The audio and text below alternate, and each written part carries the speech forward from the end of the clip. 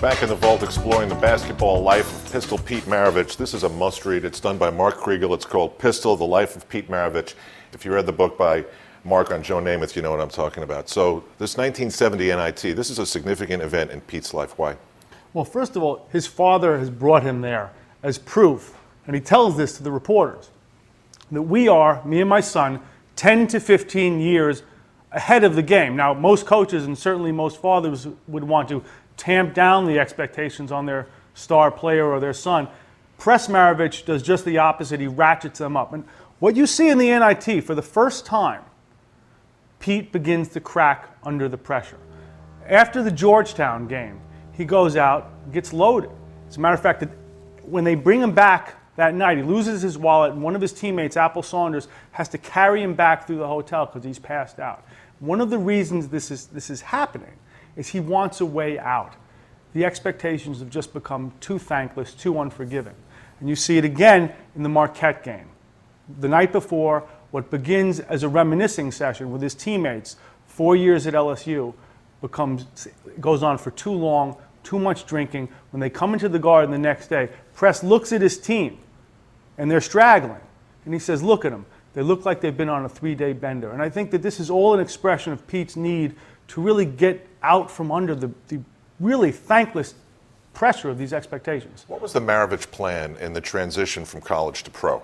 What did they want to see play out? Well, I think that there's always an economic imperative for Pete to be, not Pete, but Pistol, to be the great white hope. And you know, he didn't apply for the job of being great white hope, it just happened. So there's always this great economic pressure for Pete to not be a ball player, but to be an entertainer, to fill up the house. What people don't realize about his rookie deal, which is for a brief period of time the richest contract in professional sports, is that he was there to be the linchpin in a real estate deal. The Atlanta Hawks are a very good team, but they're a slow-down team. They're a predominantly black team in the Deep South. They need to draw. They're drawing 7,000 people a night at Georgia Tech. So the owner of the Hawks commissions a land use study, and they figure, well, what do we got to do to build an arena? What do we got to do to get people downtown? We got to build an arena. How are we going to build an arena in the Deep South? Well, we got to get a white hope. Where are we going to get a white hope? Hey, Pistol Pete. And that's what happens. The owner of the Hawks at the time told me that we don't get the Omni built, and that may have been a good thing, I don't know. We don't get the Omni built if we don't sign Pete Maravich. His first coach is an ex-Knick, Richie Guerin. What was the relationship there? It was tough. I think that Richie really, really liked the kid. I know he did because he told me, and he recognized his talent. But he also saw the problems as a coach. This was going to be a disaster for his team. You know, this was basketball's perfect storm. A rich white rookie on a veteran, slow-down black team. It was going to be problems there. You know, Pete was there for good business, and the rest of the guys were there for good basketball. And there was going to be some resentment. There was no other way about it. And Richie had to navigate that. And for any coach, it would be a thankless task. I think for Richie in particular, it was really tough. Well, here's Richie Guerin on what it was like to coach Pistol Pete. Special young man, very emotional young man, a private young man with sensational skills. He was a tough guy. He made a lot of mistakes. He was a bad defensive player, and he would get very careless with the ball, you know, trying to make the sensational pass instead of the simple pass.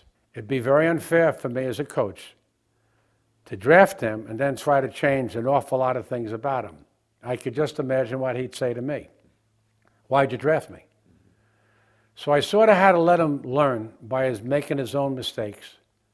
And by doing that, it cost us some games, and it cost us a little dissension on the team. Not that they didn't like Pete. They liked him. They'd go out and have dinner with him. They'd go out and have a beer with him. Management kept telling some of the kids up for renewal contract, we can't afford to pay you, we can't afford to pay you. We get a new building, have patience, hold out. Then they signed Pete Maravich for big numbers that was made public. So the players got offended by, you should have taken care of us, along with, quote unquote, the great white hope. Now, would you say it's fair to say that he was a dark person? Yes. I mean, I think that, listen, this is a kid for whom 45 points a game was an average night. 43 points was a lousy night, was a failure. And he had been raised to make good on all of his father's expectations. Press Maravich was a great coach. And that doesn't come from me, it comes from John Wooden. I spoke to him pretty extensively for the book. And Wooden is very clear. He roomed with Press Maravich for years on the summer basketball circuit. And he says that conceptually, you could not find a better basketball mind than Press Maravich's. He was a great teacher of defense. He was a great teacher of ensemble basketball. He was the kind of coach, if you got 5 guys named Joe, he could come close to winning an ACC championship. The problem is that when it came to his own son, he forgot all the rules that made him a great coach in the first place. And Pete was there to become an expression of Press's brilliance, his ambition, his genius, and his excess. Meanwhile, we're going to go back now to Pete Maravich's rookie year and see if you can read any of this emotional stuff in the eyes of a kid who was beginning his NBA career. There are certain adjustments that an individual has to make when he comes into the pro league, and I think first on the list is the exhibition season, the schedule itself, the type of traveling you do. When you play out of a whole one season in the pros, in comparison to college, you played like 82 regular season games in the pros. I played 82 in my 4 years at LSU, so you can see that this is quite an adjustment to make. You also have to make adjustments as far as playing is concerned. Number one is the defense. You have to adjust defensively because you're playing against the greatest human beings in the world as far as basketball is concerned, and you really can't become lackadaisical on defense with any one individual out on the court. You also have to adjust to the offense because you're playing with men who have played together as an organization for so many years, and when an individual comes in and tries to get into the lineup, and not only that, but tries to smooth his or blend his talents in with the team, it is quite difficult, and it takes time like anything else. And this is where the exhibition season comes in, and you try to do all this. Are the players better than you figured they'd be, or what? Oh, definitely. The players are they're the greatest. It's a transition that you make from high school to college. You have the greatest high school players play college. From college to pros, the greatest college players play pro, and so you're playing against superhuman beings. And since the competition is so great, the players are much smarter. They're keener. They're aware of what you're going to do.